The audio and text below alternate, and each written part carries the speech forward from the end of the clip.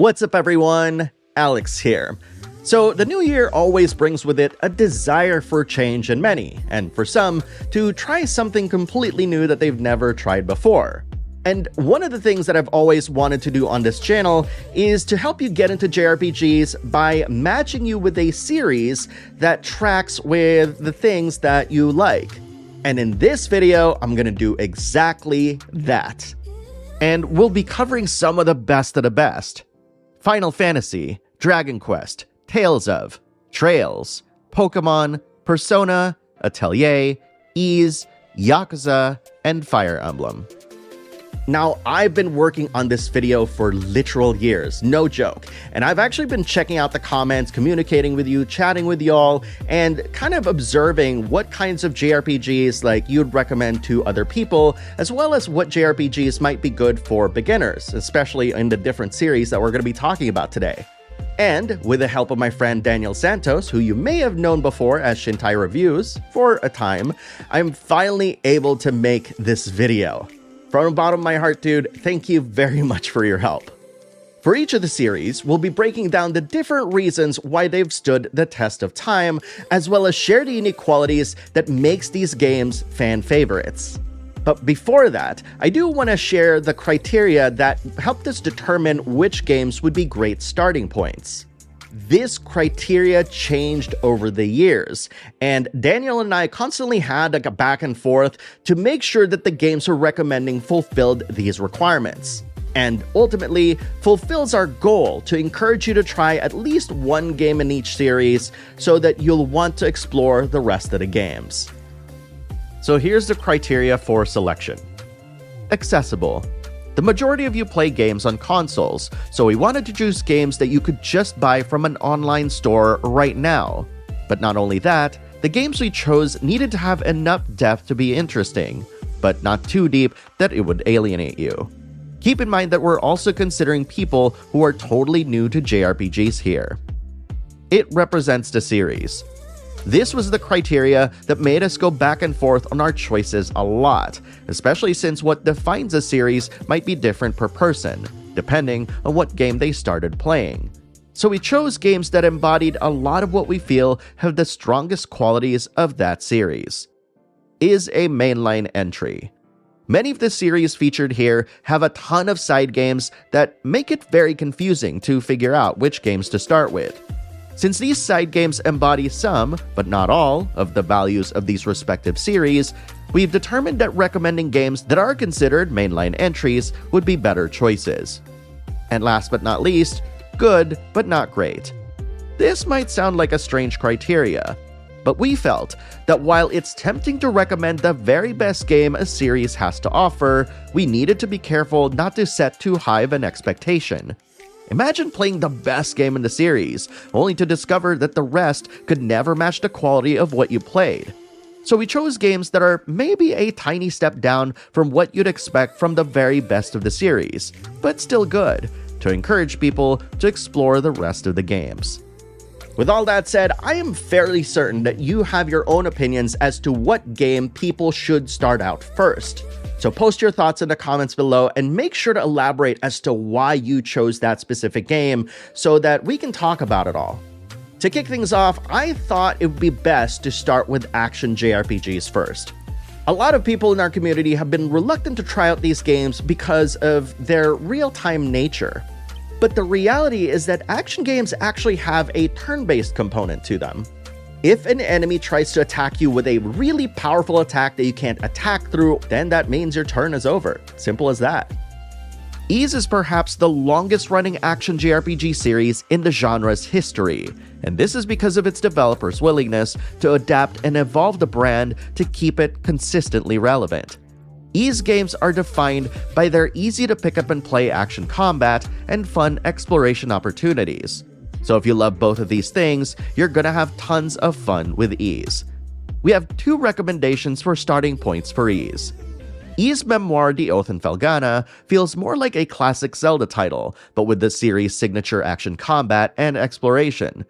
It's also short, clocking in at around 10 to 15 hours, which makes it a perfectly quick introduction to the series. But if you like playing longer action games and in 3D, Ys 10 Nordics is a good alternative. On top of what makes Ys games great, Ys 10 also lets you swap to a different character to control, which introduces some variety in the action combat. That said, I should point out that Ys 10 Nordics is a bit more story-heavy than your typical Ys game. Believe it or not, now just might be the best time to start getting into the Tales of series. There are several entries in the franchise, each with their own unique strengths and sense of identity. But what ties all of these games together under the Tales of umbrella are the wonderfully written characters, bright visuals, and incredible action combat. So when talking about the best place to start, I can safely say that all of these core strengths shine brightly in the excellent Tales of Graces F Remastered. The playful use of pastel colors in the visuals, the upbeat soundtrack, and the way the characters banter and bounce off each other coalesces beautifully. On top of that, the combat is absolutely a fan favorite in the entire series. The speed and snappiness of blocking, dodging, and attacking elevates this game's combat as one of the very best in the genre. Once you wrap up Tales of Graces F Remastered, it'll be hard not to want to play more games like it. And thankfully, you'll have an entire series just waiting for you to enjoy. The Final Fantasy series was originally inspired by Dragon Quest, borrowing the innovative elements of the latter's turn-based combat. But what ultimately defines Final Fantasy is its willingness to reinvent itself constantly with every single mainline entry, coupled with great storytelling, an unbelievably epic journey with incredible boss battles, and the genre's most beloved characters. And I'm not kidding about that latter part. What's more is that every mainline Final Fantasy has different stories that aren't connected in any way, so you can jump into any of them. As of this writing, there are only really 2 mainline Final Fantasies that fall into the action JRPG category. And for the purposes of this video, we'll be recommending Final Fantasy XV Royal Edition. The reason why we're recommending the Royal Edition specifically is because it contains much needed DLC that adds additional story and character development that the original didn't have. Without that, the journey through its world will feel incomplete. As the first real action JRPG in the mainline Final Fantasy series, you'll have to deal with the camera a fair bit during combat, as it can swing around wildly and display foliage which obscures the action. But when you've figured out how to tame it, you'll be engaged in an action combat experience that has you switching between characters and calling on your retinue to unleash powerful attacks and skills, elevating its battles to epic proportions. Yakuza, or Like a Dragon, belong to the same series that are essentially playable Japanese dramas set in modern-day Japan, where people settle their arguments with their fists and kicks. And I ain't talking about shoes.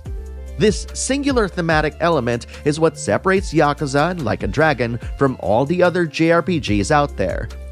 And before I forget, venturing away from the game's main story and into side quests does reveal the series' more humorous side, with quirky storylines that offer a fantastic break from all of the drama. For simplicity's sake, any game with a Yakuza moniker, for the exception of the interestingly named Yakuza Like a Dragon, will have action combat. We'll come back to that game later in this video. Fans of beat-em-ups like Double Dragon and the Teenage Mutant Ninja Turtles arcade games will absolutely love the combat in Yakuza. And learning that you can unlock even more powerful special moves as you progress through the game adds a level of depth that those games didn't have. As for our recommendation, we've been tempted to recommend the very best game in the series in Yakuza 0. But to start, we highly recommend starting with Yakuza Kiwami, which is a remake of the first game, then play Yakuza 0. Yakuza Kiwami has just enough depth that newcomers can get a good feel for the combat without having to worry about the latter game's complexities.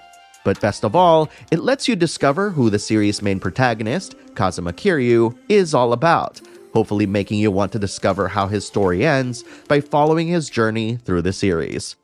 As the stories do feature Kazuma Kiryu predominantly, there is a progression in each of the series' characters that may be spoiled by jumping into a later game.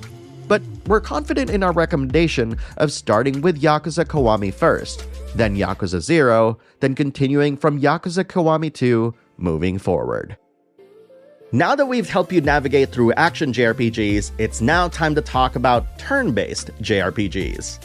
When people colloquially say JRPGs, they really mean turn-based JRPGs, which makes sense given that's the more popular gameplay style of the two. Turn-based JRPGs, which encompass tactical/strategy games, allow players to devise strategies without having to worry about a real-time component, for the most part. I'll go over that a little bit when it's appropriate. But, for the most part, playing turn-based games allows you to truly take your time while making your choices, which then encourages you to be extra familiar with every magic spell and special attack at your disposal. Dragon Quest is what we consider the ultimate comfort food JRPG, emphasizing charm and warmth above all else, with an often obsessive devotion to its classic presentation and gameplay, which helps it make it feel familiar, even if you've never actually played a game in the series before.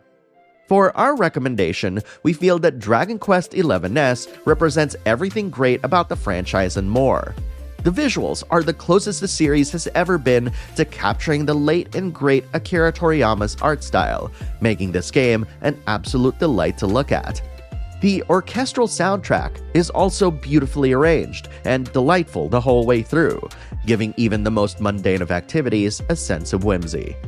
These feelings are reinforced in the combat and the story by remaining accessible, while never forgetting to be fun.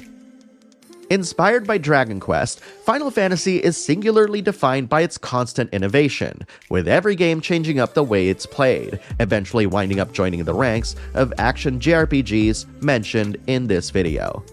That said, Final Fantasy games uniquely deliver an epic journey filled with challenging boss battles, great storytelling, and the genre's most memorable characters. That's not hyperbole, by the way. And because their stories aren't connected in any way, you can jump into any mainline Final Fantasy. But for those unfamiliar with the series, we're choosing Final Fantasy X because it allows you to focus on learning the nuances of its gameplay rather than getting lost in the world and trying to figure out where to go next. This linearity is also mirrored in its story, as its main cast are required to go through a pilgrimage, which is a huge part of its narrative. The game does open up later, but by that time, you've most likely learned every single nuance of its gameplay, which you can then easily apply to any game in the series. In this, we must offer a word of caution. Remember when we said that turn-based JRPGs allow you to take your time when making a choice in most cases?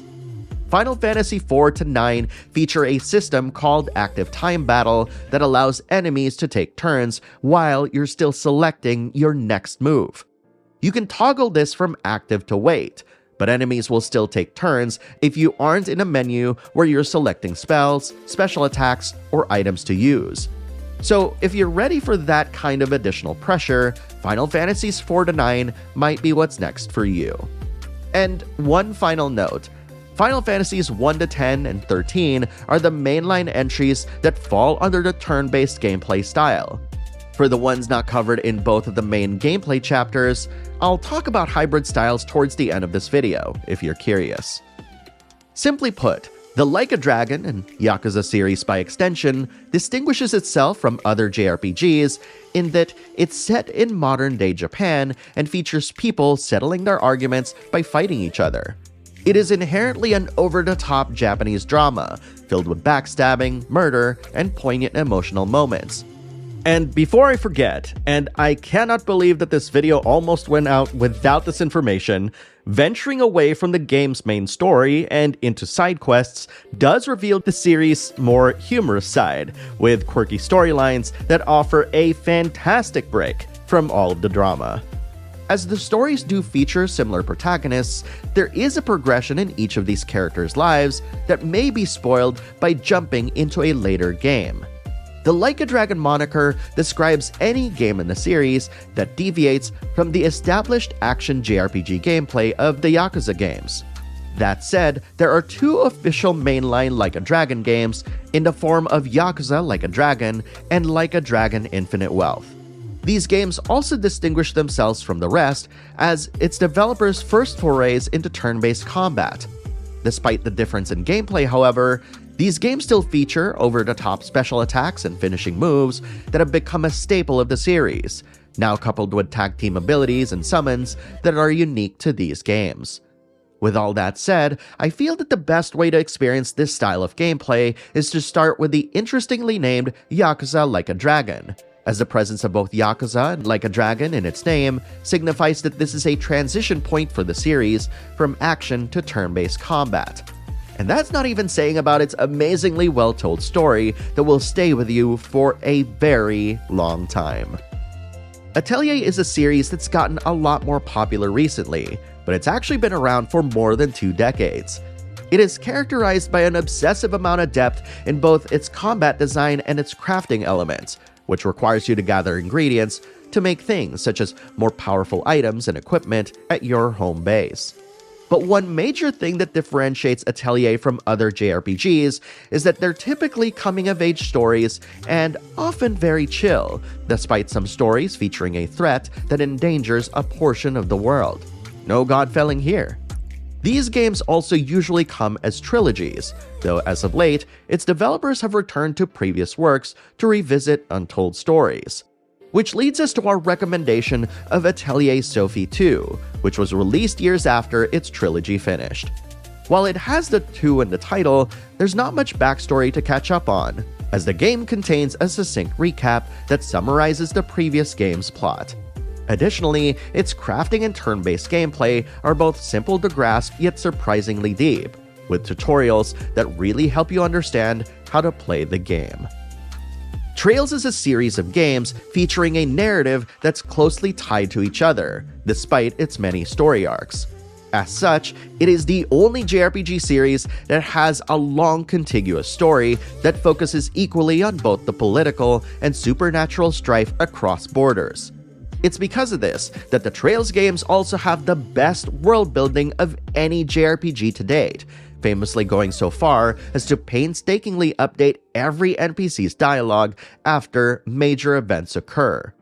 Trails games also feature a turn-based system that requires you and your opponents to be in proximity to each other to deliver powerful ranged abilities, placing emphasis on impeding your opponents to prevent them from attacking during their turn.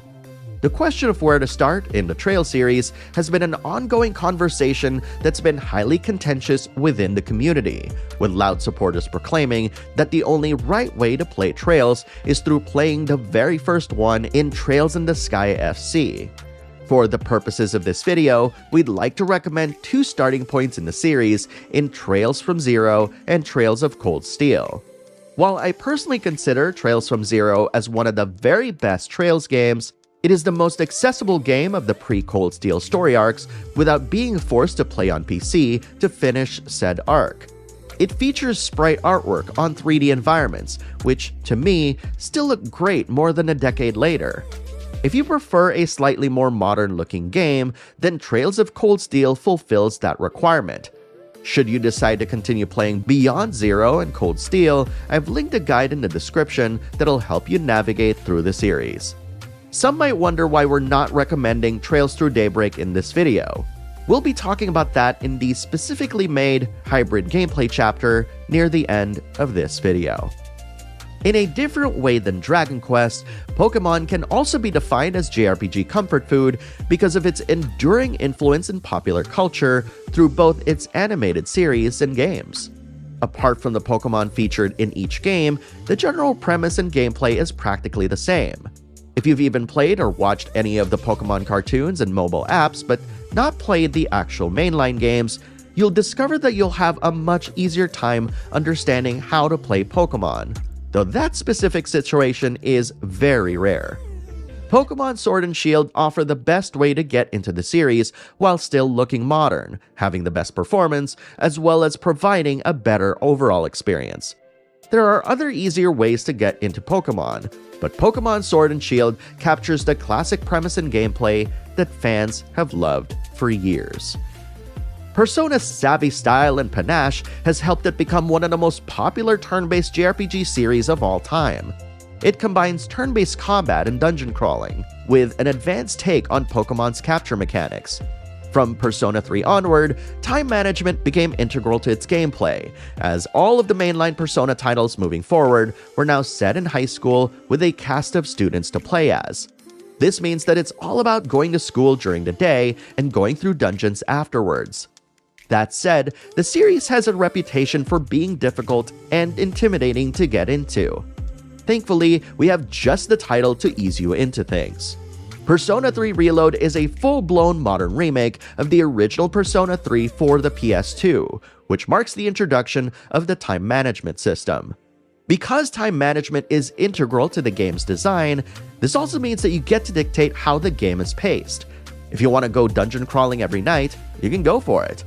And if you're tired of battling so much, you can spend more time doing side activities to improve your character stats. These will often reward you with interesting side stories, new characters to build relationships with, and much more.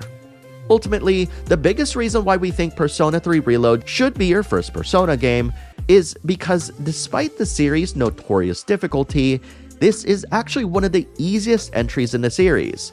Its difficulty is far more manageable compared to the other games, making this one a perfect entry point. Fire Emblem is widely considered as one of the best tactical JRPG series of all time, so it might surprise you to learn that this is a Nintendo franchise. Fire Emblem is best known for giving the player the choice to permanently lose characters if they perish during combat, placing an emphasis on challenge, coupled with strong character writing that makes its political dramas more approachable than other tactical JRPGs. With that in mind, I hope that it gives some weight to me in saying that Fire Emblem Three Houses is more than worthy of your consideration. Much like later Fire Emblem games, Three Houses makes permadeath optional and provides an easy difficulty that lets you grind as much as you like, avoiding the risk of botched playthroughs with under-leveled characters. It is also the best bang for your buck, as you not only get one incredible story to play through, but three, not counting the DLC. With an inviting yet emotionally driven narrative and quality of life features that makes the game accessible and relatively fun, you'll know what I mean when you play the game, Three Houses is the perfect way to start your journey through Fire Emblem. If you watched this video through and didn't skip chapters, you probably heard me mention the presence of hybrid JRPGs. Hybrid JRPGs blend elements of turn-based and action JRPGs. And if that sounds overwhelming to you, then you're experiencing firsthand the reason why we decided not to cover any of these games on this video. Ultimately, while we felt that the tutorials for these hybrid JRPGs do a sufficient job of introducing you to the concept, we felt that it was more important to introduce players to each of the two most common types of JRPG gameplay in order to get them comfortable with each style of play. It's in this sense that we feel that hybrid JRPGs are the next level up when it comes to gameplay complexity. So if, after playing each or both of each gameplay styles, that you feel like you need a little bit more depth, then hybrid JRPGs are the next step. With all that said, we hope you enjoyed this quick and dirty guide for each of the different JRPG series featured in this video. We plan on expanding and focusing on each individual series in future follow-up videos.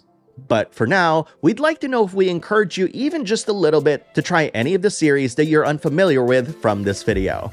Better yet, if you're new to JRPGs in general, we'd like to know if there's one particular series that you're curious about. Post your thoughts in the comments below, and make sure to elaborate on your choices. That way, we can all talk about it. Thank you very much for watching, everyone, and I'll see you in the next video.